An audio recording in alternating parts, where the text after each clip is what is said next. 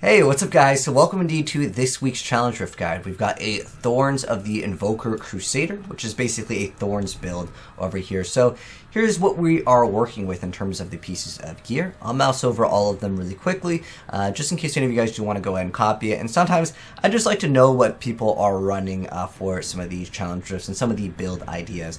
There's nothing that's too important that you need to activate other than your bombardment, because with the Thorns of the Invoker set, with the 4-piece bonus, we'll be taking 50% less damage for 20 seconds after damaging an enemy with bombardment. You don't need to keep it up 100% of the time, but it does help out against some elites, and if there's a bunch of stuff on the floor that you don't want to basically step on, like the fire, then it can kind of help out. But for the most part, the build is relatively tanky. It does enough damage, so you don't need to worry too much about that. In terms of the things in the cube, it's just more damage, really. And then some things like Band of the Hollow Whispers for, I guess, funsies. But nothing too important in the build other than activating your punish for your damage, your horse to go ahead and ignore unit collision, meaning you can run through a bunch of the trash, because we'll basically be focused in around elite hunting.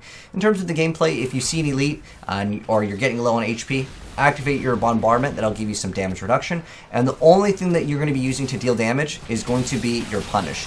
You'll be one-shotting everything for the most part, and it's a very easy build. It's very, very nice compared to last week's, which was actually quite rough. But yeah, don't worry about activating any of these. Technically with Provoke, you can go ahead and activate it to get the damage faster before Boryarski's chip technically activates, which is our legendary gem, because it taunts the first enemy hit, and then, you know, of course, you're following up with the next hit, because the enemies that you do taunt will be taking more damage, and you have multipliers with, of course, your basic attacks because of the shield that we have. So when they're affected by Provoke, they'll take more damage. But for the most part, don't worry too much about it. It's a very easy build, and let's go ahead and go right into the rift. Alright, so hopping right in, just go ahead and use your steed, go forward, and you're pretty much going to be hugging the left side over here up until you get this nice little pylon that will be our channeling pylon.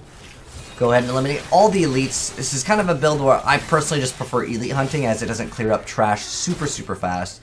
But we'll come up to another elite, hugging the right side after getting that nice little channeling pylon. This lets us spam our horse a lot more often, which just basically comes down to movement speed. This guy is shielding, so watch out for him. If you need to go ahead and use your bombardment, use it just for survivability. And don't use it for damage, because it doesn't really deal damage. We're just going to go ahead and grab this conduit, kind of hug the bottom right, because if you go anywhere else, it's going to be a dead end. Another elite over here. The build has enough survivability for the most part. It's just that it doesn't clear trash very fast. Go ahead and get that elite down as well. But you can see the build is so much better than last week's. Last week's was an absolute nightmare for most people. You don't have to grab the shield pylon, but it's there, so I'll go ahead and grab it. You can see everything just melts in like one hit. It's quite nice. Huge damage on this build.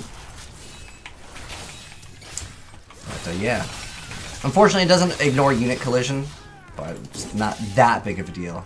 And the second floor over here, you want to basically just go straight down. There's not really too much of a path on this one. Just go straight down, and then you definitely want to go ahead and go downwards here on the second floor. And that is because, well, the other area is a dead end. And a lot of the skills in this entire build are useless. It's the challenge rifts. They're subpar on optimization, but there is an elite right here, so we'll go ahead and eliminate that elite. You can kill some of the trash if you want to on the way. I mean, it literally one-shots everything here. We'll go ahead, because this one has fire that will be on the ground, and it has explodies. Go ahead and activate your bombardment if you need to, just because, yeah, you don't want to die in one hit. It does have a second chance, but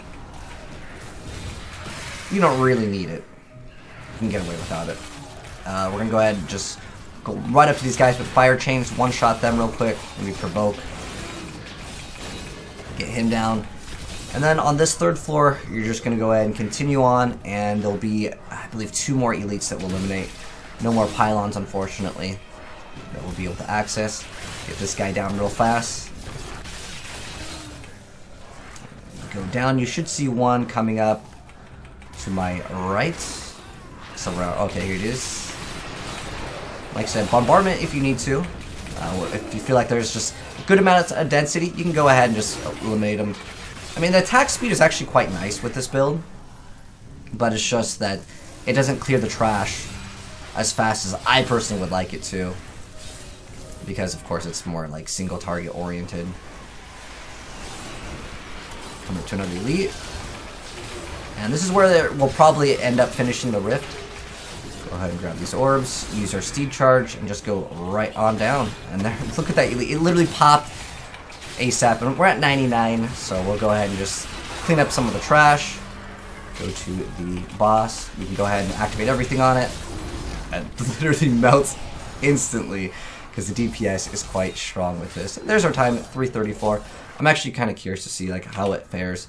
So top 6, not too bad. We can definitely push for a little bit more, but you guys get the idea. It's a really easy build this week, but we can go ahead and speak to her. And that is how you complete this week's challenge rift. Hopefully this video and guide helped you guys out, and if you did and you enjoyed it, drop a like on it. And if you are new here, make sure you guys subscribe, turn on that bell, and you'll see a lot more action RPG content very soon, as soon as we finish Ghosts of Tsushima. Also wanted to mention, Torchlight 2 is free on Epic Games, which is another action RPG that was designed by Max Schaefer, which did work on Diablo 2. And we'll probably dip into that game a little bit now because, well, it's been so many years since we've played it, and I think Torchlight 2 is a pretty awesome game, especially if it is free. It's another great action RPG, and we'll be covering that very soon. So anyways, guys, thanks for tuning in, and I'll catch you in the next video. Have a good one, and I'm signing out. Peace.